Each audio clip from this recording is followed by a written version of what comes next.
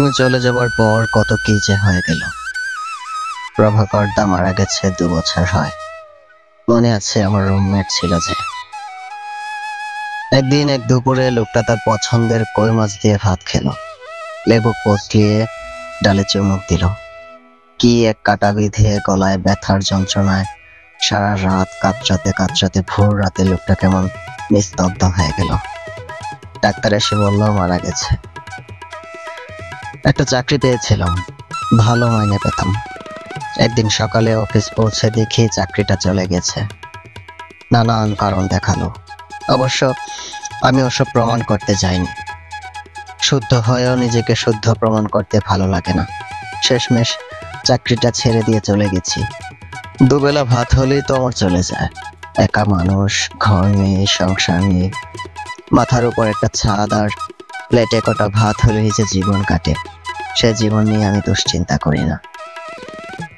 তুমি চলে যাওয়ার পর আমি আরেকবার প্রেমে পড়েছিলাম।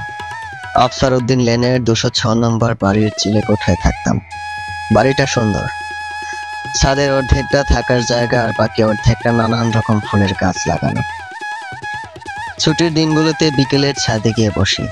মেয়েটা রোজ আসে পাশের ছাদে, একটা নয়নতারা ফুলের গাছে বিকেলে জল দেয়, আকাশের দিকে তাকিয়ে থাকে। কি এক বিষণ্ণতা যে তার বুকে। আমি মুগ্ধ হই। আমি কখনো কারো বিষণ্ণ মুখ দেখে মুগ্ধ হইনি, তবে এই মেয়েটাকে কি যে সুন্দর লাগে, যেন বিষণ্ণতাও কারো কারো অলংকার হয়ে ওঠে। এক শুক্রবারে মেয়েটার ছাদে আসেনি। আমার ভেতর অদ্ভুত এক শূন্যতার জন্ম হলো। কি যে ফাঁকা ফাঁকা লাগছিল সে বিকেলে। পরদিন সকালে সে বাড়ির দারোয়ানের কাছে জানতে পারলাম তারা বাসা ছেড়ে চলে গেছে। কোথায় গেছে তাও জানে না। একটা মানুষ একটা জায়গা থেকে চলে যাচ্ছে, কোথায় যাচ্ছে তা কেউ জানে না। এর চেয়ে ভয়ঙ্কর আর কি হতে পারে। মানুষ আজকাল আর যোগাযোগ ধরে রাখে না। কি অদ্ভুত রোবটিক জীবনযাপন। আমাদের আর কখনো দেখা হয়নি, কথাও হয়নি। তাকে বলাই হলো না। তার জন্য কি যে নিঃসঙ্গ লাগে বিকেলের ছাদে, বলা হবেও না কখনো।